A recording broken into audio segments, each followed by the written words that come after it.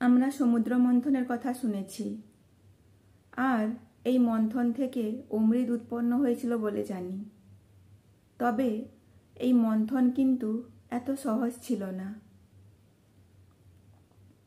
এই মন্থনের সময় অনেক সমস্যার সম্মুখীন হতে হয়েছিল দেবতাদের, যার মধ্যে একটা সমস্যা ছিল বাসুকী নাগ, যাকে মন্থনের রজ্জু হিসাবে অর্থাৎ দড়ি হিসাবে ব্যবহার করা হয়েছিল। মন্থনকালে বাসুকী নাগের মুখ থেকে যে আগুন নির্গত হবে, তাতে বাসুকী নাগের মুখের দিকে যে অংশ থাকবে তারাই পুড়ে ছাই হয়ে যাবে।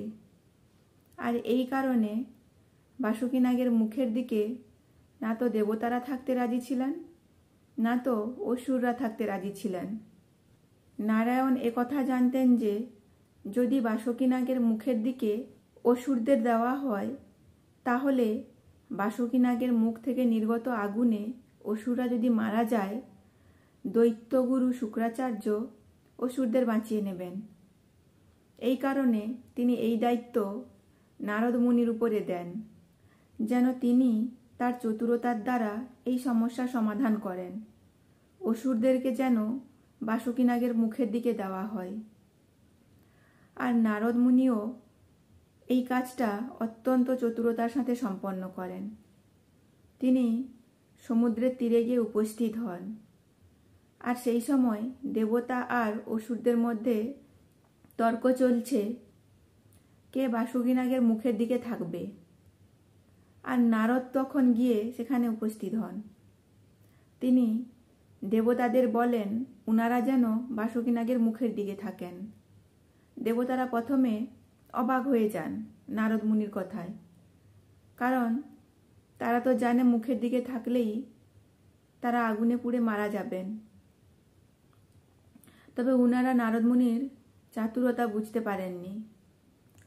নারদ মুনি কারণ হিসাবে বলেন, যেহেতু মুখ হচ্ছে শরীরের সবচেয়ে উঁচু অংশ আর সর্বোত্তম অংশ, মুখের সৌন্দর্যের উপর শরীরের সৌন্দর্য নির্ভর করে। আর যেহেতু দেবতারা সর্বশ্রেষ্ঠ, এই কারণে দেবতাদের বাসুকী নাগের মুখের দিকে থাকা উচিত। আর নির্বোধ অসুর নারদ মুনির চাতুরতা বুঝতে পারেন না।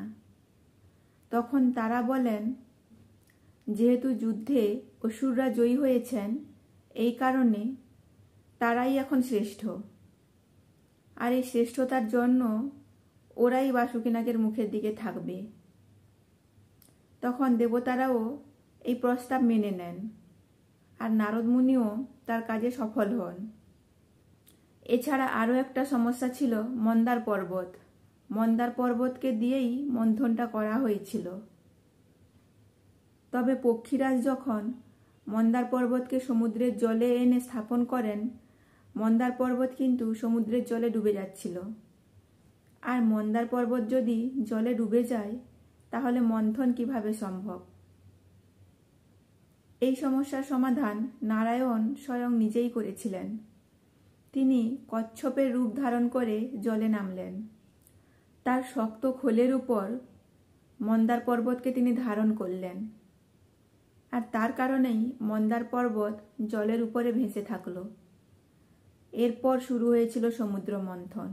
আর আমরাও শ্রী বিষ্ণুর আর একটা রূপ জানতে পারলাম, যেটা কিনা কচ্ছপের রূপ।